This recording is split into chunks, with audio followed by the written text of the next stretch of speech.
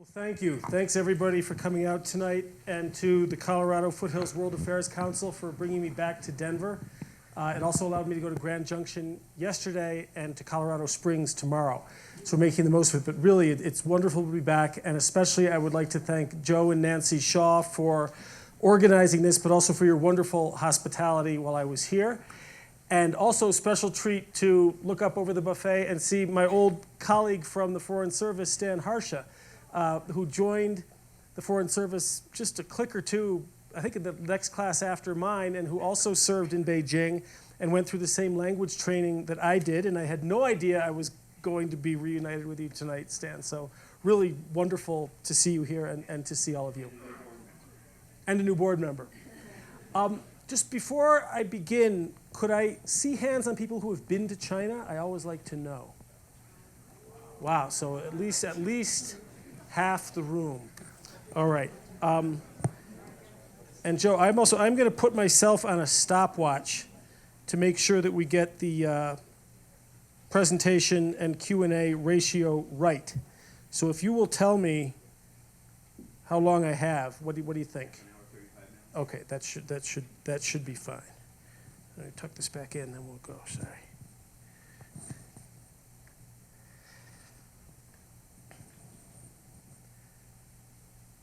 Okay, so we're going to talk tonight about American interest in China and American China policy under the new administration. That's our topic. But I'd like to begin with two disclaimers, or two, they're not exactly disclaimers. One, I will be saying quite a few things tonight which might make it sound like I think China is very perilous and is a great danger to the world, which I'm worried might sound almost like a new sort of yellow hordes warning about China.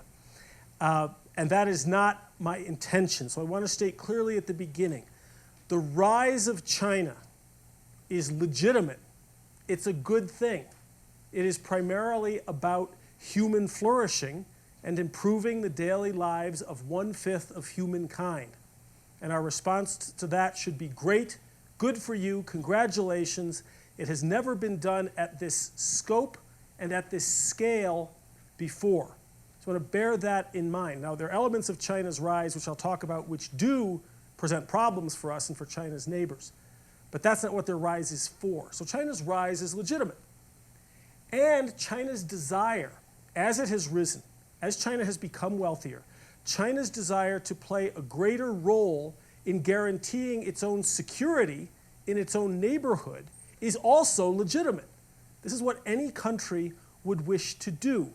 China is dependent on the sea lines of communication in the Western Pacific for energy, for raw materials, for food.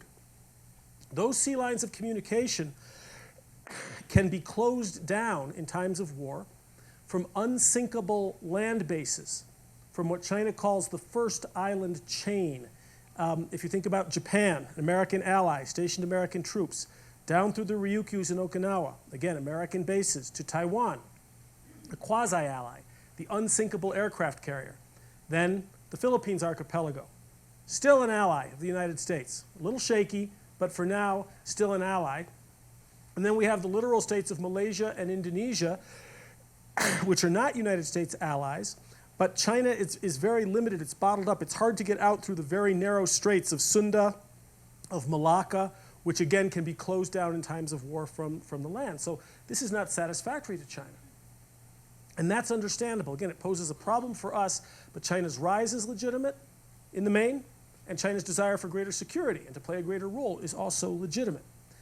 On the American side, I will be saying things that are critical of the policies of both President Obama and President Trump. So it needs to be said right at the beginning that the challenge that the United States faces from China is unprecedented. There is no historical guide. There is no historical analog. The United States, since it came to power in its modern form, has never faced a peer competitor. This is something very new. So yes, there is a threat from China, even while there are also many marvelous opportunities for engaging with China. But it's not surprising that our current and our past presidents had a hard time responding because we have no guideline. So this is going to take time. We haven't been here before. So one of the messages I would like you to take home tonight, if you would, is that China has risen. It is therefore time to stop talking about China's rise. Simply the word China will suffice. Okay, China's rise. We used to speak in the 80s through the mid-90s of China's modernization, as China came out of its isolation and its poverty and the Cultural Revolution and started to try to build a modern economy. We spoke of China's modernization, and we played a big role, the United States did, including our universities, our corporations, in helping with China's modernization. In the late 90s, that framework for Westerners, I think, changed for China. We stopped talking about modernization, and we started to talk about China's rise.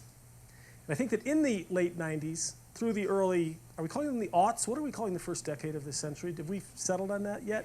I'm not sure we have. Let's call it the aughts for now. This phrase, China's rise, had an implicit question mark after it. Would China rise? Were they going to make it?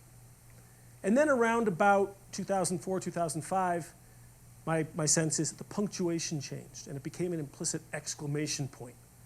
China's rising, they're coming. Maybe this is a problem for the United States. So what is the nature of the challenge from a risen China? It is not the threat of regional invasions and world war. This is not the Third Reich. This is not the Soviet Union at all. The challenge to the United States, as well as to Europe and to many of China's neighbors, derives from something like the following formula. Large numbers of hardworking people, right? 1.4 billion, times purchasing power. This is the real issue. Large numbers times purchasing power under an authoritarian, aggrieved, and ambitious political culture. So it's large numbers, money, and authoritarianism. It's the combination of those factors that I think over the long term poses the largest threat, or you could, if you want to be less alarmist, challenge to the United States and the rest of the world. This involves also a cultural, what many Americans would regard as a cultural threat, not all, a threat to American preeminence. When we worry about short-term, acute threats to our security, we worry about threats from failed states and non-state actors. When we worry about midterm threats of war, we mostly worry about mid-level powers that are in no way our peer competitors, places like Iran and Russia. But when we worry about any nation that could threaten America's preeminence, it's China and only China that has the potential to become a comprehensive power. And this, I think, is pretty hard for Americans to process. I think, in my own case, no matter how internationally minded you think you are, no matter how liberally minded, no matter how relativistic you may think you are, and tell me if this is wrong, I think that for most Americans still, the notion that the United States is number one is very comforting and very important to us. Extremely important. And for many Americans, it's not just a question of, wanting to have national power and wanting to have the US dollar as the international reserve currency. It's more than that. It's personal. It's personal, such that if the United States is not number one, it's not just a question of national power. It's a question of an individual identity crisis. If the US is not number one, there's a who am I issue for many of us, I think. And we know that this is really destructive because there's an earlier example, and that example is China, which for many thousands of years, well, many thousands, two thousands, let's say 2,000s, that's not really many thousands, but at least 2,000s, maybe more depending on who you're listening to, really was the most accomplished nation on earth and knew it. And that idea of China as the Middle Kingdom, or what they call Tianxia, all under heaven, or Sihai, everything between the four seas, was central to Chinese culture, political culture, poetry, painting, and individual identity. And when the lie was suddenly put to that, when that came crashing down in 1840 with the Opium War, it brought into effect an ego wound that drives Chinese policy and attitudes to this day. China still has not recovered from that century of humiliation. So this is the kind of thing Americans are facing. And this is a pretty complicated challenge. It's a new challenge. Complicating this challenge from China even further is the fact that while we may worry about this kind of threat from China, we kind of like China. Most of us who've been there, Chinese make an enormous ongoing contribution to the United States. We are in each other's DNA. We collaborate fruitfully over a whole range of issues that the rest of the world depends on. So it's not, you can't simply demonize China, and yet you can't just accentuate the positive and will the other stuff away. So this is a tough challenge. So let's talk about this idea of number one. And what I want to try to do to paint you a picture of this, and I'm going to throw a few statistics at you, I'll try to make them interesting, is let you know some of the ways in which China is already number one, some of which you'll be familiar with, some of which I think might surprise you.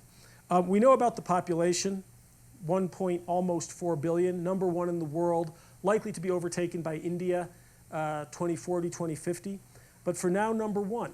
And this is such a truism about China, we forget what it means. It's one thing when 1/5 of the world's population are rural peasants. It's something else when they are urban internationalist consumers. And so what we're facing, have you ever had Lester Brown out here? Lester Brown of the World Watch Institute, who wrote an important book called Who Will Feed China? And it was Lester Brown who said the issue is that 1.4 billion times anything equals a whole hell of a lot. And that's what China is facing. China already has the highest GDP in the world by a purchasing power parity measure, what they get for their buck, what they get for their money. Already the largest GDP in the world.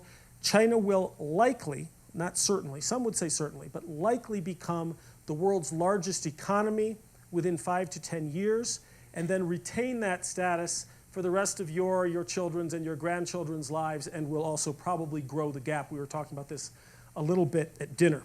So again, large numbers of people times money. China is already the world's largest trading nation.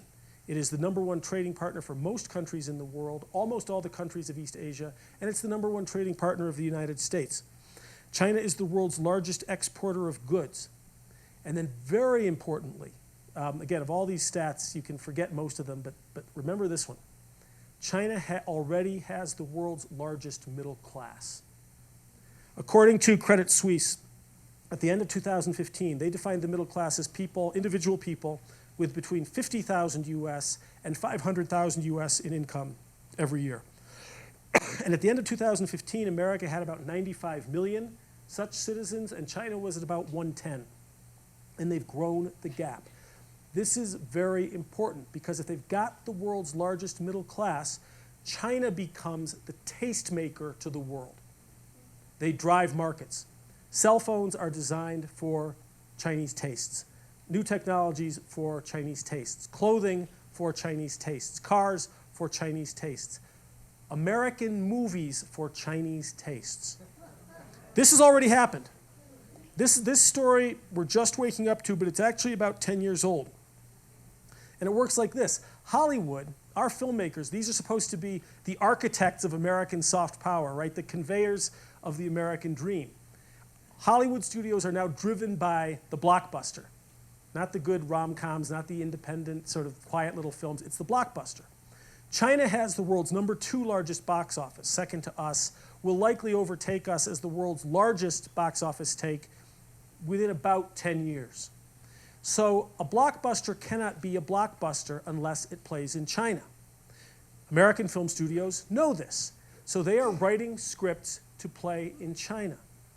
What happens when you do this? And this is when the third part of the formula comes into play. Large numbers of people, money, and authoritarianism. The film market, the book market, the gaming market, television in China is overseen by a deeply paranoid branch of the Chinese Communist Party that heavily censors films. And when we write films for China, we give them a direct channel to export censorship to the United States, and it makes a direct impact already on what you watch in the multiplex. And this is already here. We are self-censoring to get films into China. And that is the logic of the market that will also drive other creative industries like gaming, video games, which are now more profitable annually than Hollywood, and even in some cases publishing. if you're going for an international bestseller. So this is already happening. So again, the formula, large numbers of people times purchasing power times authoritarianism. Biggest tastemakers to the world. China already has the world's largest labor force. They are the largest producer of most agricultural commodities in the world. China is the largest producer of crude steel. China is already the world's largest vehicle producer. It's not us, it's China. And they are soon going to be exporting a fairly cheap car to the United States. You all remember when Hyundai and the Yugo came here, right? And we laughed at them. Okay, we laughed the Yugo out of the country. Hyundai was another story. They learned and they adapted. Chinese cars are coming and they're going to be cheap and they are going to learn and adapt. China is already the world's largest market for electronic cars. They're pushing this very, very hard because of their pollution problem and also because the Chinese, and this is a bit of a, it's a bit of a cliche, but they really are early adapters of technology. They like the new stuff, the toys. They drive for that, perhaps more than we do. So it's the world's largest electronic car market. China already has the world's largest banking system. By assets, 4 of the world's 5 largest banks are Chinese already. This is where the money is. And according to Deloitte, China is #1 in global manufacturing competitiveness. Okay, but it doesn't just stop there. China, again, because of an authoritarian government, has an industrial policy. They make long-term economic plans. Now, sometimes this can be disastrous, and sometimes it can be very, very effective, because they are able to identify emerging technologies and direct investment to those technologies, do the R&D, and then because of their market, and because they're not as highly regulated, they are able to scale up technologies for market far more quickly than we can. And their industrial and investment policies include their educational policy, all of which is aimed at leading. China wants to lead in the technological fields that are going to drive the next phase of discovery. And again, this is already happening, in part because China has the largest number of university students in the world, which is a pretty good asset to have. Weak universities. We're still #1 far and away in higher education. And the Chinese are aware of this, but they have the highest number of students. But just in 2016, China built the world's largest radio telescope, by far, down in the southwest in Guilin, to explore outer space. China in 2016 built the world's fastest supercomputer.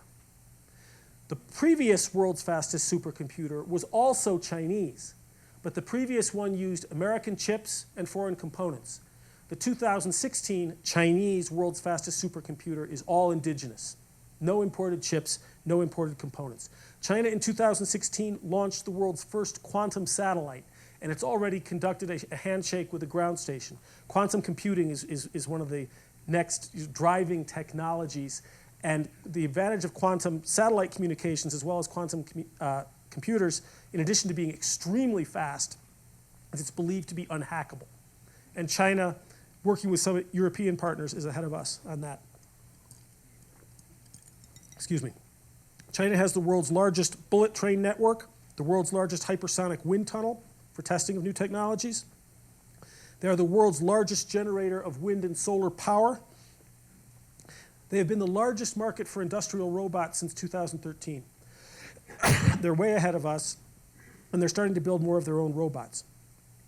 The Internet of Things, another coming technology class, which is going to drive the next phase of discovery.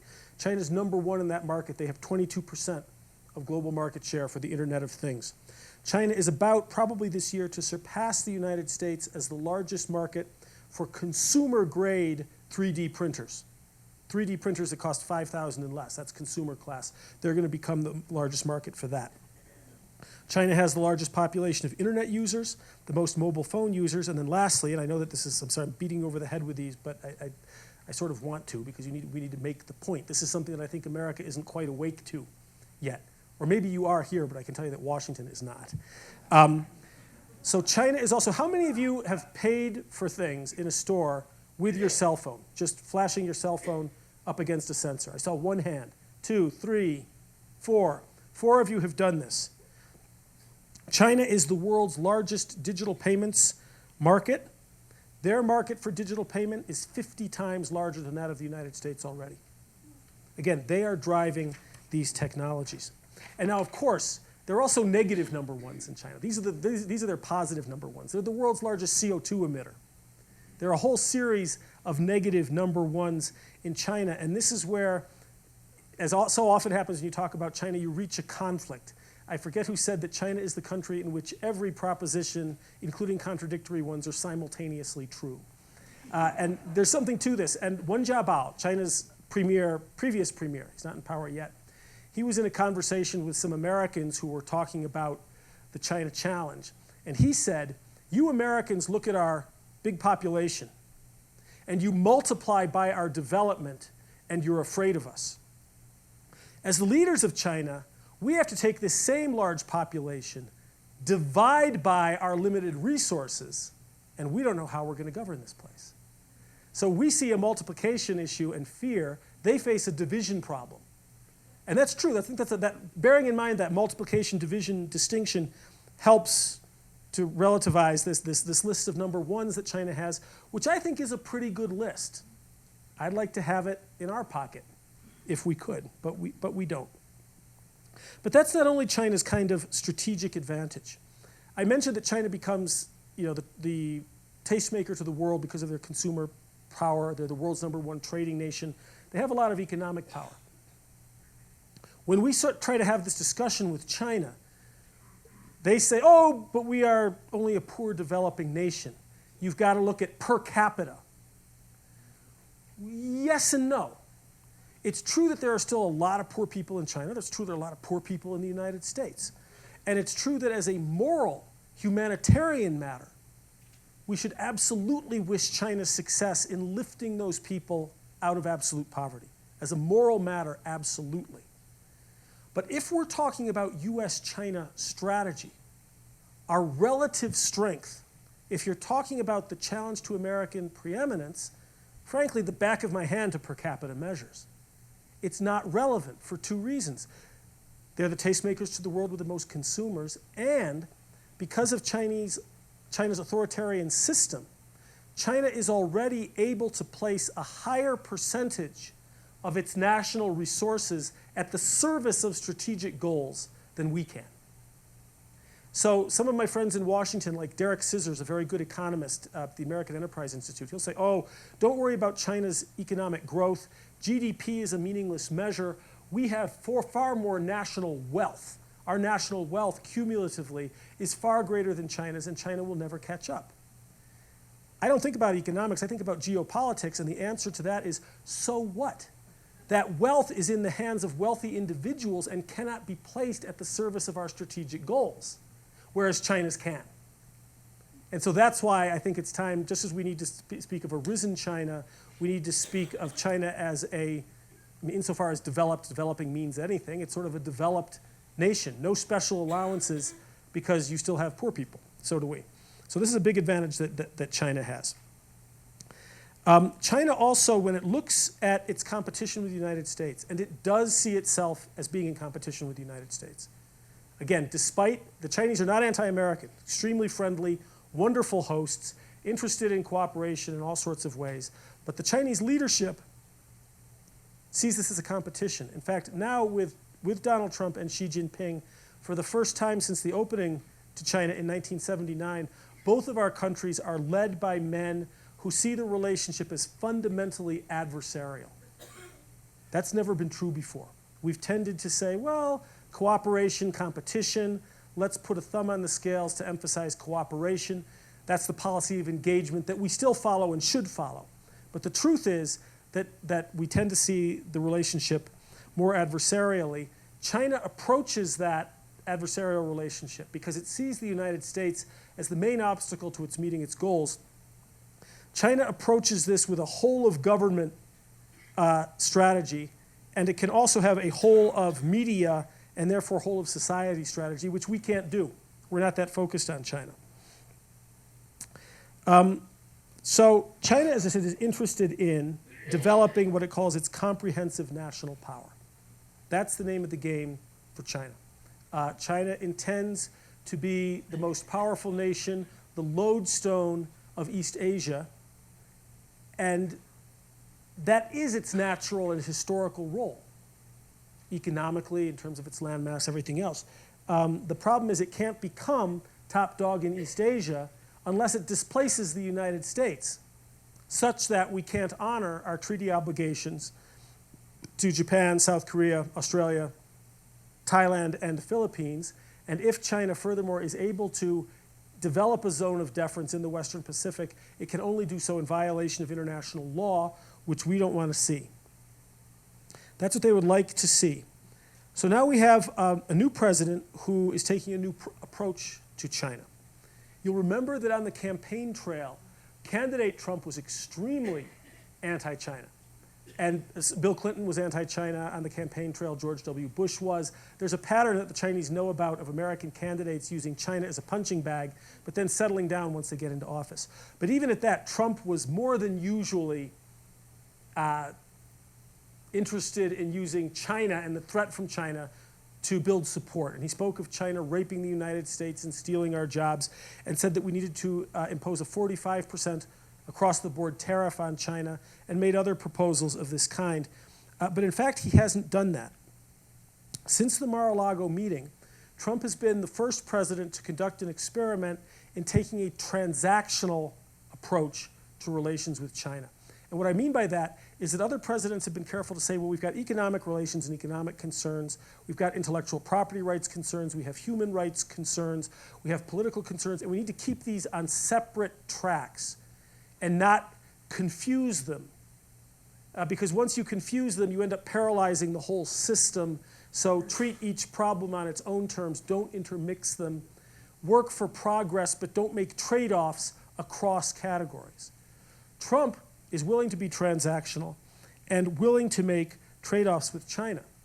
What he has said since Mar-a-Lago specifically is, Xi Jinping, China, is going to help us solve the North Korea nuclear problem for us. Uses slightly different language in different tweets.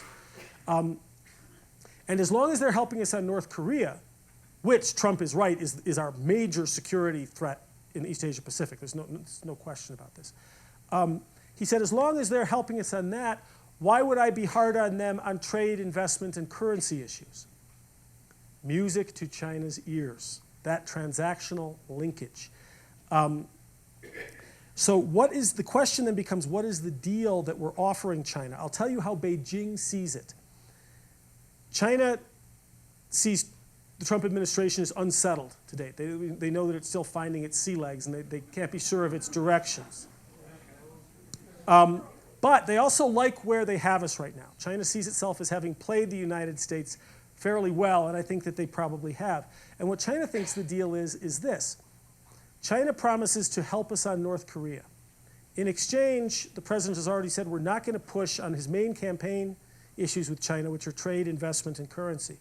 In addition, under the Trump administration, we haven't conducted any what are called freedom of navigation operations in the South China Sea. And these are operations that our Air Force and our Navy conducts where they sail or fly through airspace or waters that countries claim as their own territorial airspace or seas in violation of international law. So what we do is we'll put a destroyer through that, or a littoral combat ship, within 12 nautical miles of an artificial Chinese island, simply to make them know that no, you can't either.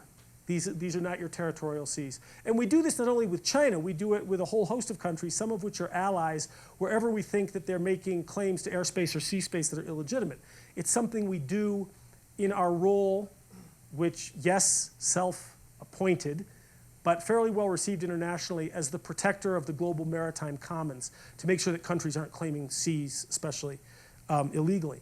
So President Obama was, I think it's safe to say, very cautious or timid about conducting these freedom of navigation operations. He was deferential to China's illegal claims in a way that sort of undermined some of his other claims about our interests in Asia. And Obama was widely criticized for this timidity by Democrats and Republicans, but especially by Republican analysts. And so there was a wide expectation that Trump was going to be aggressive in asserting international law and conducting freedom of navigation operations, but he hasn't done one. And in fact, we know now from the New York Times that the American Pacific Command has requested 3 freedom of navigation operations. and they've all been turned down. Is that part of the deal? Is the South China Sea also on the table? China thinks maybe it is, as long as it is helping us on North Korea. But it doesn't stop there. President Obama had also finished putting together a new package of arms sales to Taiwan, but he didn't want to go ahead with the sale at the end of his administration because he could botch things for the next administration with China, so he delayed it. He sort of punted that one to the next administration. Again, he was widely criticized by Democrats and Republicans, but especially by Republicans, for being too dovish and not arming Taiwan in support of America's Taiwan Relations Act. So Trump, it was expected, was going to make an even bigger package of arms sales to Taiwan, and he didn't do it.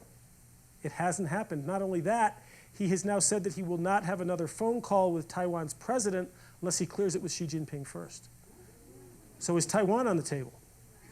And then lastly, Secretary Tillerson has also said that the administration, that human rights advocacy is not a high priority of the administration, and that it won't be allowed to get in the way of other items on our agenda. Now, remember, Secretary of State Clinton said this in the early Obama administration, too. There's always this question about how much our foreign policy should be values-driven, but this is, with Secretary Tillerson, is an even clearer declaration. So what does Beijing hear? As long as I help you with North Korea, trade, economics, and investment, the South China Sea, Taiwan, and human rights are off the table. They got everything they want. So the question is, now, I should say, Trump is going to get some things for these transactions. This transactional approach is going to win Trump concessions that President Obama couldn't get. He will get things. China's going to give him some things, but they're going to give him wins on secondary and tertiary issues. Because what they're playing for is the big enchilada, which is dominance in East Asia Pacific. Okay? So what have we incentivized China to do? This is my own interpretation. This is something that I worry about. With this transactional approach, which again is going to win some victories. What we've incentivized China to do, as long as you're helping us, China, on North Korea, we're not going to raise economics, South China Sea, Taiwan, or human rights. We've now incentivized China to define a process of helping on North Korea, which is as long as possible. And they're past masters at doing this. They have done it before through the six-party talks. They will define a process that is asymptotic to solving the problem. And if you remember your high school geometry, an asymptote is a line that is always approaching but never reaches the x-axis. It goes on forever. So this is what they'll want to do. It's very hard to define helping on North Korea, and they can always appear to be doing this. So where does our relationship then go? And then the final concern that I have about that is that as long as we are transactional with China, the other thing it prevents us from doing is asking the strategic questions that a risen China presents. If you're transactional, short-term, we'll trade this for that, you're not being strategic. What kinds of questions are we not addressing? And it's a Trump administration now, but to be clear, the Obama administration didn't face these either. Didn't face them really. They were aware of these issues, but Obama did not really have a China policy either. Questions like, will the United States be less secure if China dominates in East Asia Pacific? If we can't honor our alliances and can't uphold the UN Convention on the Law of the Sea, which sadly we haven't ratified. If we are not active militarily in the Western Pacific as an offshore balancer, Japan and South Korea can go nuclear very quickly. We will have a nuclear arms race in Northeast Asia, and our value as an ally will be called into question all over the world. So will we be secure if China gets what it wants, a zone of deference? If we're not secure, what price should we be willing to pay to prevent China from getting what it wants with all of its growing advantages? What price should we be willing to pay? This is a really hard question. Think about this. If we actually had a conflict in the Western Pacific, China has a big advantage of proximity, has a big advantage of will. Big advantage of will. It has a much better rallying cry. China's rallying cry is defend the sacred motherland from the American imperialists. Ours is send your grandsons and granddaughters to die to maintain American strategic dominance in the Western Pacific. Well, what does American strategic dominance mean, and where's the Western Pacific? This isn't a great rallying cry. I don't want to send my boys. I Okay, so China has those advantages. What should we be willing to pay? What can we afford to pay to prevent Chinese dominance? We've got a real budget problem right now. What does a challenge to American preeminence mean? How does that rest with us? And then lastly, because as China is doing what, again, all nations do, I'm not saying this is nefarious, every country wants to shape the international environment to be more convenient to its strategic goals. But in China, the strategic goals are set, again, by an ambitious and aggrieved authoritarian party, which is reshaping the global environment. So the question becomes, do we wish to live in a world that is increasingly amenable to an increasingly repressive CCP? Those are the kinds of strategic questions that we've got to be asking if we're serious about playing the role in the world we've played and if we're serious about American preeminence. Notice the difference between the strategic and the transactional. That even if the American trade deficit with China fell to 0 tomorrow, and even if Kim Jong-un gave up his nukes, all of those strategic questions that I just mentioned are equally urgent. And some of them are even more urgent. There is no great, clear relationship between the transactional and the strategic. Now, what we've skipped over in this lecture is the many, many domestic challenges China faces.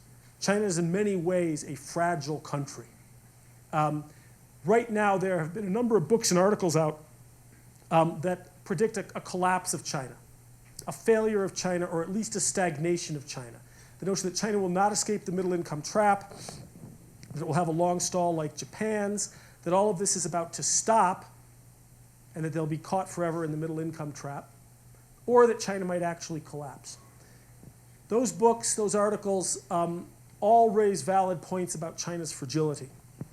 I think, however, that the threat to the United States of strategic inattention to China is greater than our danger of overestimating China's capabilities. Let's go for the strategic questions first, figure out what we can afford, and then try to have a China policy that accounts for the strategic challenge while still making the deals we can to improve things month to month. Thank you very much. No one had their hand up yet. I was just wondering what was Obama administration, the East Asia pivot, was that a strategy towards China? So, yes, what was first called the pivot and then the rebalance to Asia, which was announced by the Obama administration in 2011. This was the framework of a strategic response. And the strategic logic of this is America's interests are now concentrated in East Asia Pacific and are going to remain in East Asia Pacific. 60% of the world's population, 2/3 of global growth. This is where we need to be. Therefore, Obama proposed a military, an economic, and a diplomatic rebalancing, a shifting of our assets. On the military side, traditionally, we've had 50% of military assets in the Western Hemisphere, 50% in the East. One of the ideas of the rebalance is you move to 40-60, and you do the same thing diplomatically and economically. Yes, that was a strategic notion. They didn't do it. The issue was that they couldn't follow through. Obama did follow through diplomatically. His great success in Asia was he increased America's presence by having more American participation at things like the ASEAN Regional Forum, the Southeast Asian countries, the East Asia, the various fora at which Asia discusses its issues. Obama brought American presence there. But he never did it on the military side.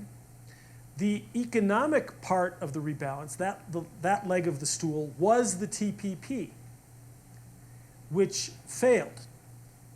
And it failed, in my view, in large part because Obama started pushing it much too late in his administration. It was never the top priority that it should have been. And even as a second-tier priority, he didn't really begin the push for it until 2016. And then they let Sanders, Clinton, and Trump define the TPP and sort of hijack the conversation. So the economic side failed. And then militarily, we announced this rebalance to Asia, but then what? Then Egypt. Remember Egypt? Which is still in dire straits. It's just that we moved on to another disaster, which was Libya. Then Syria won. then Ukraine and the Crimea, then Syria too, then ISIL. We're always distracted. Because of the real or imagined short-term threats to security, we never get to strategy for this long-term challenge, which raises the question of whether our doctrine is wrong. You know, our doctrine for about 100 years, our military doctrine, for about 100 years, but especially as articulated by Bush I and Bush II after the Cold War, was that the United States, as a matter of our security, should not allow the rise of any regional hegemon. We shouldn't allow any nation to dominate any region of the world, because the United States wants to be able to be the primary strategic actor. Doesn't mean you always get your way, but to be, our doctrine has been that we will be the primary strategic actor, if we so choose, anywhere in the world, on short notice, and preferably at minimal cost. And as long as we didn't have a peer competitor, we could sort of do that. That is our military doctrine. It's quite explicit. But it looks like we can't afford that because we're distracted and we can't even solve Afghanistan. So Obama did make a strategic announcement. There was a strategic insight, but he never got there. Another question?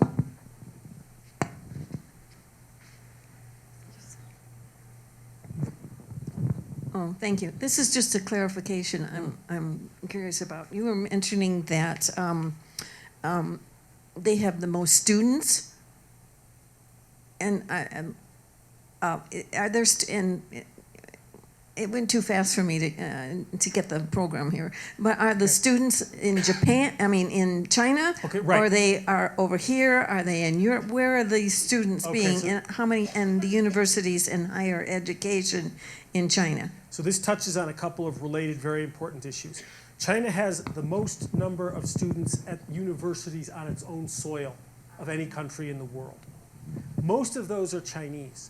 But your question also points out that a lot of China's very best students are going overseas to study. The United States primarily, but also Canada, Australia, the UK, New Zealand, and now they're starting to discover Trinity and Maynooth, and a few of them are going into Ireland as well for English language education. And they're coming at younger and younger ages. More of them are coming at high school, middle school, even at the elementary school ages, so a lot of them are coming here. Now so if we're thinking in a sort of a crude scorecard way, who wins, who loses when they do that, my view is that this is one of the true win-wins. It's good for China, it's good for the United States, it's good for our collaborative relations, and it's this large body of people, mostly Chinese, but some Americans, who have lived and worked and in some cases married and reproduced in the other countries, that they're one of the bulwarks against really dangerous U.S.-China confrontation. So a lot of them are leaving. But China is also now increasingly educating students from South Korea, Vietnam, Cambodia, Laos, Africa, Central Asia. There are many hundreds of English language master's degree programs taught in Chinese universities. China is using some of its returned overseas students to offer master's and in some cases engineering degrees or medical degrees in the international language, English, but in China. So when people from Central Asia and Africa are getting their studies, they can do it more cheaply in China. They go to China, not here. They return to their countries in Eurasia and Africa, and then they set up institutional relations with China. So it's a very savvy move on China's part. Education is a big part of the story. Yes, sir. Question about the government, and is it evolving in China very fast? And if you would talk a little bit more about some of the challenges. I think I've heard the number that they have about half the arable land as the United States and 4 times the population, can't feed their own people. You've got the government-run economies that are collapsing in privatization. The government seemed, while there's a lot of positives about their economy and how it's growing, the challenges aren't insignificant. No, absolutely. And the government does seem to be changing. It's not your father's communist government that we've seen before. Is it evolving faster, more towards a more capitalistic approach in terms of how they deal with the economy? Okay, so you touched on some of the major challenges. The issue of food, the fact that they have such a large population and so little arable land, they can solve this one by money. They just import what they don't have. Now, I mentioned Lester Brown in his book, Who Will Feed China? His argument is, as you mentioned, that China, when poor people start to get richer, the first thing they do is they eat more animal protein. So when you eat protein, that really is increasing the demand on grain and therefore on arable land, and China doesn't have very much of it. But they can buy their way out of this. And so what Lester Brown says is that in buying up grain and soybeans, what China is essentially doing is exporting its hunger problem to even poorer countries that can't compete on the international markets. So they can buy their way out of the food issue. Through about the late 90s, China still had a policy of being food self-sufficient. They've dropped that. So they can pay their way out of that one. Pollution, air, water, land, we were talking about this at dinner, is an enormous issue for public health.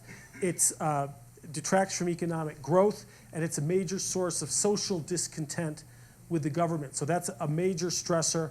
But the biggest ones are economic. And as you say, they've had this state-owned enterprises, the state-run part of the Chinese economy, mostly moribund, older, very dirty, labor-intensive industries, even as they've developed a newer knowledge economy that is technology-driven. But these state-owned enterprises are still one of the single greatest anchors that's holding growth back. They really aren't industries or companies in a capitalist sense at all. They're mostly a way of giving a social safety net to the people who work there, even if they're not productive. But is the government getting more capitalistic? They are growing the non-government section of the economy. But Xi Jinping has proven unwilling to dismantle the state-owned enterprises and make them competitive, or just to close down the inefficient ones, even though in 2013 he said that he would do it. And I think the reason that he's unwilling to do it is the cost is too great. The social safety net is not in place, the economy is slowing, and they can't absorb the excess labor. The nightmare of the Chinese Communist Party is high inflation, high unemployment, and a collapse in the housing market simultaneously. That's probably game over. So they're not willing to take on the state-owned enterprises. They keep subsidizing them and allocating capital very inefficiently. But the other reason that Xi Jinping isn't willing to break up these state-owned enterprises, these big companies, is because he is what in China is called a princeling. He's a second generation, a son of the great revolutionary heroes who built China. And he grew up, for the most part, he got hit on the head during the Cultural Revolution a little bit, but he mostly grew up in privileged compounds with other sons and daughters of the leaders of the Communist Party. Those people, during the 90s and the aughts, have made a lot of money off of these state-owned enterprises. These are their cash cows from which they take their rents and they get their fortunes in order to buy their villas at Turks and Caicos and to send their kids, to private schools in New England and then to the Ivy League. So that is Xi Jinping's political base. So if he takes on the state side of the economy, he destroys the core of his political support, and he's stuck.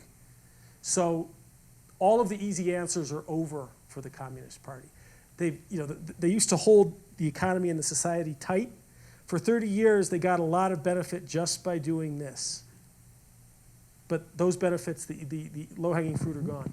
So yes, this is where the argument for a Chinese hard landing or collapse or stagnation comes from. It's also a highly leveraged country. There's a tremendous amount of debt. I'll keep the answers shorter. Sorry, the problem is all these are complicated questions. I'll try to really shorten the answers. I apologize. Short question. Last year we had a speaker, Jeremy Haft, who wrote a book called Unmade in China. And Mr. Haft made a strong argument, part of which you addressed, about the differences in GDP and income and wealth in the United States. Right. But he also talked about some of the fundamental problems China has in its supply chain and its ability to manufacture, and the fact that as opposed to being a great manufacturer, China is a great assembler. that they really aren't a great manufacturer and they're not a threat to the United States in terms of its overall manufacturing. I wonder if you've heard the argument, if you know Mr. Haft's book, and what you think. Well, I'm not an economist. I'm in a very tricky position that a lot of us are probably in, where I can read economic arguments and I can understand them, but I can't easily adjudicate between them. And you do need adjudication because economics is in no way a science. Because different economists will look at the same data and reach opposite conclusions, especially with relation to China. What I will say is that in the 30 years I've been involved in U.S. China relations, at every stage of those 30 years, I have read what sounded like ironclad Western theories about why China was going to come grinding to a halt. And we've always been wrong. They've adapted. They've proven to be the most adaptable people on earth. And so at our peril, do we take comfort in that kind of a thesis? Now, it will prove to be true in some cases, because China is contradictory things simultaneously. Parts of China are still medieval, even as large cities in many of their technological capacities are far more advanced than we are. Ride a Chinese bullet train. It's like a flying carpet. I take the Acela from Washington to New York. I can't even write on my laptop because the train's going like this the whole time. And it's stopping, and it's late, and it's slow. So you're going to have industries and regions in which that will be true. And you'll have other regions that will be very fast adapters and increasingly innovative as more students come back, as the students in China who have now access to the internet become more innovative. China will be several things. And so you're going to see pockets in which that applies, but nationally, again, they've proven us wrong at almost every stage of the past 30 years. And the Chinese, every time the Chinese people have been given a little more space to determine their own interests and their own fates, they've responded marvelously. So I sort of put my money on them. Hey. Hello. I recently learned about an expedited visa program for the Chinese to invest in the United States. It's not just for the Chinese. It's a worldwide program which more Chinese take advantage of. It's the EB-5. And this is investment immigration, where if people will invest, and I can't remember whether it's 500,000 or $1 million. I think it's 500,000. They're talking about going to $1 million. If you invest that, then you can get, if you're within quota, we only give out a certain number of these every year, then you can have a path to a green card. And because China not only has the largest middle class in the world, it also has more dollar billionaires than the United States. There are a lot of Chinese. The number of Chinese who can afford to do this is much greater than the worldwide quota for EB-5 people from all over the world. And so, yes, there's a debate about whether the amount invested should go up. Some people would like to scrap this altogether because it's a channel for corruption and dirty money. Also, a lot of these investments end up not panning out. They're only on paper, but they don't bring in wealth. But it's not for China. It's worldwide. It's long-standing. Yeah, what do you think of Governor Branstad as the new ambassador, and what can he do? And I know Trump talked a lot about some of these very wealthy people who are good negotiators that he wanted to send to China. I can't remember their names now, but is that real? And what about Branstad? Do you think he's a good choice? I think Branstad is a good choice. He seems to have the president's ear. I think all evidence is he will have a direct line to the president, and his son also works very closely with the White House. And as a governor who's worked for a long time with China, he understands the value of the trade relationship and the importance of China as an export market for American agricultural goods in particular. So if the China economic hawks in Washington's voices get too loud, I think that Governor Branstad will be able to balance that a little bit, but only a little bit, because American ambassadors to China really don't play much of a role in forming policy. They're not part of that conversation. They're way out there. They take care of visiting firemen. They're the public face within China of the United States, but he doesn't have a role, and nor has any American ambassador to China, at the policy table. But I think the evidence to date is that he was a good choice. He did a good job at his hearing. He did actually a surprisingly good job at his hearing.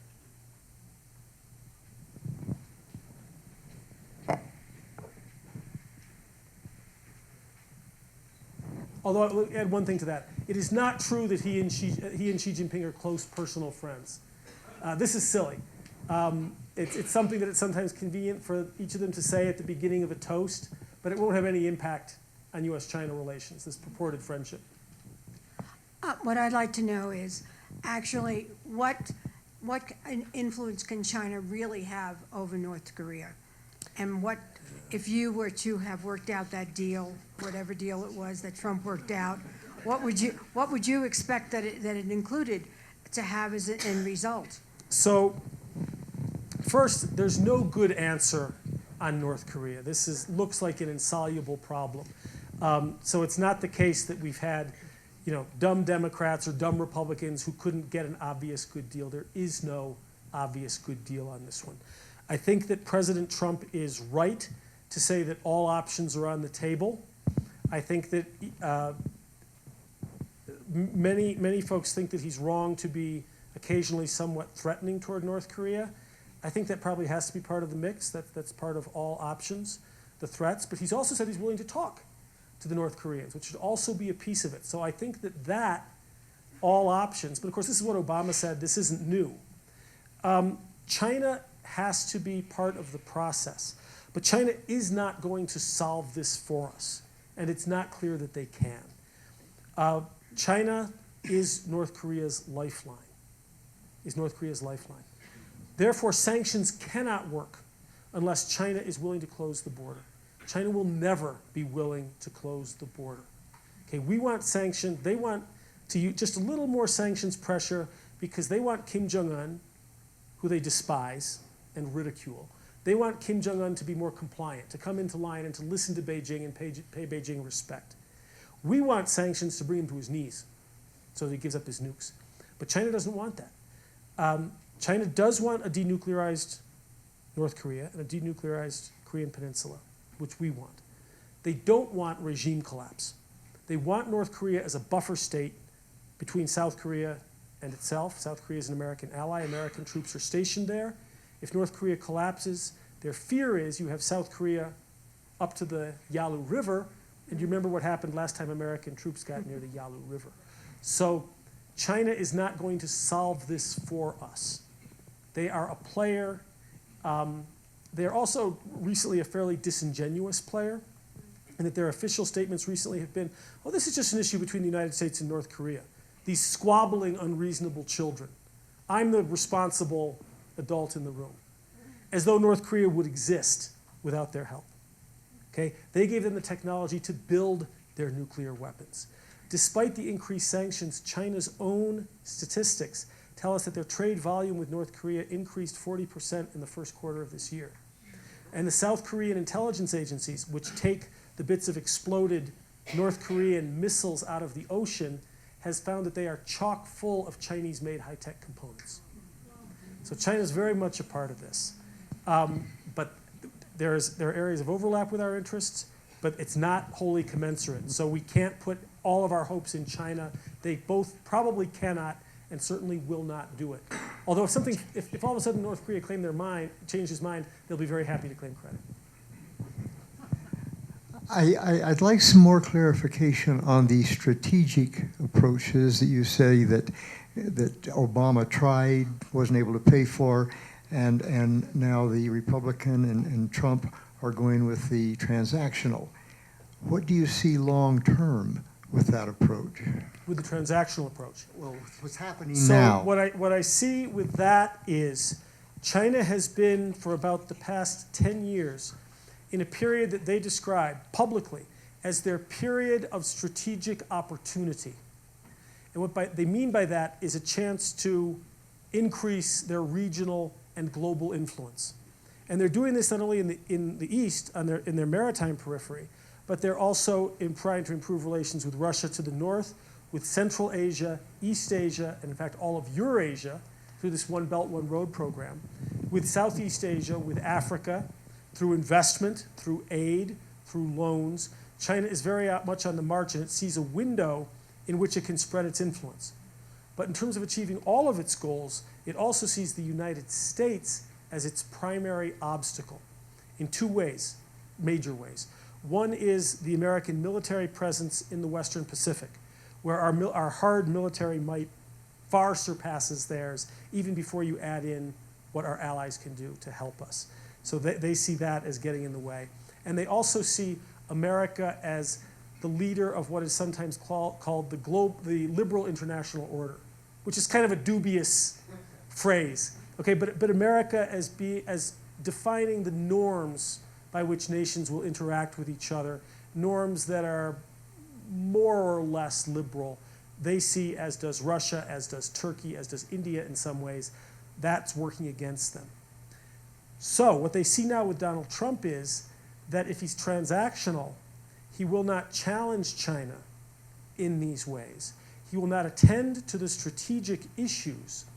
And what they like very, very much is that Donald Trump has not yet expressed any interest in global leadership. He's talked a lot about American greatness. Correct me if I'm wrong, but I've been paying very careful attention to this throughout the campaign and afterward. He has never made a link between American greatness and American leadership and America's international role. He's never drawn a connection there. I don't think. Does anybody? And that China sees as its great opportunity. This is why Xi Jinping went to Davos and tried to take on the mantle of leader of economic globalization, why they're pushing the Asian Infrastructure Investment Bank, the China Development Bank, the One Belt, One Road initiative, why they are building ports and railroads and high-speed rail, highways all over Africa and increasingly in Central Asia. They see this transactional approach prolonging their period of strategic opportunity. It gives them space.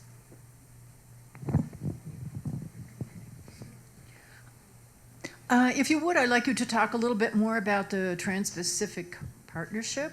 Because it was always a mystery to me why everyone on the left and on the right seemed opposed to it.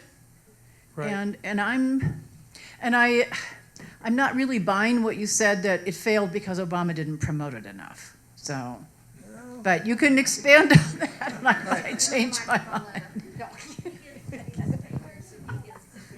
No, that's a fair challenge. That's a fair challenge. What we have, America culturally has a problem with treaties generally. We have a couple problems with treaties. And you saw this with the Iran nuclear treaty. You saw this with the TPP. Most treaties are designed to be, again, this word transactional, to push a few pawns, to look for incremental improvements. Americans always want treaties to be transformational, to change the world and solve everything at once. So if we're dissatisfied with globalization in some way, TPP should solve that. Why?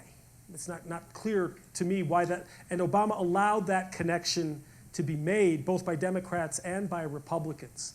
This was a treaty that, for the most part, would push a few pawns, would ask many nations in Asia and on the Pacific Rim in South America to adapt standards that the United States already observes. Was what it did in the main. It brought other countries up to our level and leveled those playing fields in certain regions. But it didn't attempt to solve everything. But and what Obama, I think, also failed to explain was, with the large discontent with globalization, was not something the TPP could solve, because the argument about globalization is that the fruits of globalization have not been distributed equitably within individual nations. But treaties don't address that. Domestic economic policies and corporate cultures address that, right? The TPP is just about the conditions of trade between nations, not about American corporate culture, not about the salaries of factory floor workers versus the CEOs, and not about domestic economic problems. So it's not hard to explain that you're right. The fruits of globalization have been inequitably distributed. That is true. And here's how we address those in terms of corporate cultures, regulation, domestic economic policy. TPP is about something else. Does anyone remember the Obama administration making that case? I don't. What I do remember Obama saying again and again, his public case was, he said, China wants to make the rules for the 21st century. We can't allow that. We have to make the rules. This is disastrous, this line. There's some truth in it, but it's still a disastrous line because it's very easily refuted, and China's ambassador to the United States seized on it the first time Trump used this. He said, it doesn't matter who makes the rules, we need rules that work for everybody. Argument over, right? But Obama stayed with this argument. But he didn't push it that far, and he pushed it too late. He lost on this. I don't really put this one on Trump, or nor would I put it on President Clinton if she hadn't gone through with it. Furthermore, his positioning it this way, China wants to make the rules, we can't allow that, we want to make the rules. Well, first, we can't allow that as though everybody knows that, of course, China can't make rules. Why? Because China's bad. So this is grossly insulting to the Chinese, and it confirms their sense that we just want to contain them. Okay? But then the other thing he did, he placed a hell of a big bet and he lost. He defined this as a binary choice. Either the United States or China. Who do you like? And then he didn't push it far enough, and we failed. So now the fact that the countries of East Asia see this, they mean, oh, this means we should bandwagon with China. Because the American president says it's China or the United States, and it's not the United States. China's our biggest trading partner. So that completely undermined American credibility and convinced people to bandwagon with China because he defined a binary choice. Even if TPP had gone through, it would have made only a very marginal difference in trade. Trade is going on anyway. Trade will continue. It was pumped up in the wrong way and then not pushed far enough such that when we failed, it caused people in East Asia to think that the whole balance to East Asia was collapsing. America was not a reliable partner. Bandwagon with China. I wondered if there is a book or books that you would recommend that would help us understand the complexity of China today. Sure. The complexity of China today. One of the best books about U.S. China Relations, which touches on all of this, is by Tom Christensen of Princeton University, who would be great to bring out for this. And it's got a really boring, wonkish title. So somebody go to Amazon.com. Somebody's got their phone out. Tom Christensen, it's the China Challenge, the China something. It's one of these unmemorable titles, but by Tom Christensen. And it's a little dry, but very wise, very comprehensive, and I think he's got the right strategic disposition toward China. He's neither sanguine nor alarmist. It's excellent. If you're interested in U.S. China Relations, another book and another great speaker for you, John Pomfret, The Middle Kingdom and the Beautiful Country, or is it The Beautiful Country and the Middle Kingdom? And this is his history of U.S.-China mutual influence. And it's not just geostrategic. It deals with issues of higher education and philosophy and feminism and all the ways that we've interacted with each other. A wonderful book. I think those would be my two current recommendations. The China Challenge. It is the China Challenge? Thank you. Tom Christensen, The China Challenge. Okay. Yes. Last one. Last one. We started this a little bit at dinner. But in 30 years, China may have double the nominal GDP that the U.S. has. Right. If they're spending 4% on defense, as we are today, they will have a Defense Department that is twice as large as our Defense Department. Right. What should the United States be doing to prepare for those inevitable circumstances? Okay, well, some people would argue with inevitability, but let's grant you, even what you said is these are not exactly straight line projections. This is more likely than not. Right. Then others would say the question is not how should we prepare, but how should we prevent? So that, for example, John Mearsheimer, whose work you may know, he's at the University of Chicago. He wrote The Tragedy of Great Power Politics.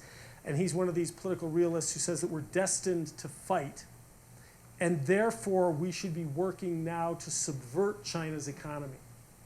Our policy should be to subvert China's economy. Now, the problem with this, that I have with this, is that it's grossly immoral. And I just don't want to sign on to it. He's actually saying that we should harm the welfare of 1/5 of humankind. And I mean, I don't know how many people are down for that. I'm not. I think what we have to do is, starting now, define our interests very carefully. And for this last question, do we want to live in a world that's increasingly amenable to the CCP? The answer is no. Emphatically no. For all of the wonderful people in China and the wonderful things about China, no. So it really does come down to working with allies and partners in all the nations of the world to try to, in the interim, shore up and ensure the liberal international order, understanding the many dubious aspects of that phrase, so that when China is providing, as it does, an increasing number of global, what's called international public goods, we should applaud that. When they're providing needed investment, we should say good. When they are sending doctors to combat Ebola in Africa, we should say that's a good thing. If they are providing help with hurricanes and natural disasters and other kinds of aid, we should welcome China whenever it provides global public goods and not be afraid of that. But anytime they are just slightly illiberal, we need to come down on it with both feet really, really hard. When they don't respect the UN Convention on the Law of the Sea, we should be even harder with that. They are slowly trying to spread their preference for political secrecy. Two quick examples.